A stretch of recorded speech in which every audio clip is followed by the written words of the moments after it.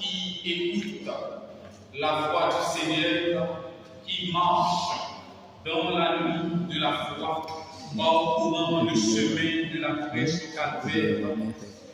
Réponse de Marie à l'ange, voici la servante du Seigneur. Elle ne comprend pas tout. Elle est étonnée. Mais elle se donne. Plus tard, Jésus laisse la maison. Elle ne sait où est son fils. Des fois, elle va à sa recherche. Les réponses du fils sont un peu mystérieuses. Pourquoi me cherches-tu? Pourquoi me cherches-tu? Que veux-tu, femme? Mon heure n'est pas encore venue. Mais elle accepte, elle médite. C'est ça la simplicité de Marie. Elle invite le monde à faire ce que dit le Fils. Elle suit le Fils sur la route de Golgotha. À la fin, elle reçoit le cadavre de son Fils. Elle l'avait donné au monde pour la mission, bien entendu. Le monde le lui remet mort, sans vie.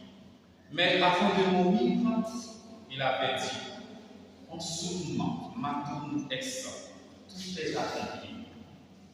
Jusqu'au cénacle de la résurrection, Marie participait à la prière des apôtres au cénacle.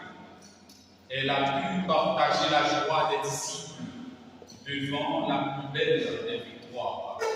La victoire du Christ sur la mort, sur toutes les forces du mal, sur toutes les forces ténébreuses, annonçant ainsi la victoire de tous les chrétiens sur la mort et sur le mal.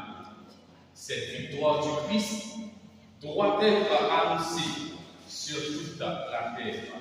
Pour cela, il faut des missionnaires, au mieux des disciples missionnaires, c'est-à-dire des hommes et des femmes qui sont au pied du Maître pour l'écouter, de prier, le prier, et pour aller partager la joie de cette rencontre avec leurs frères et sœurs.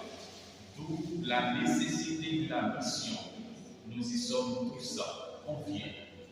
Au nom du Père et du Fils et du Saint-Esprit. Amen.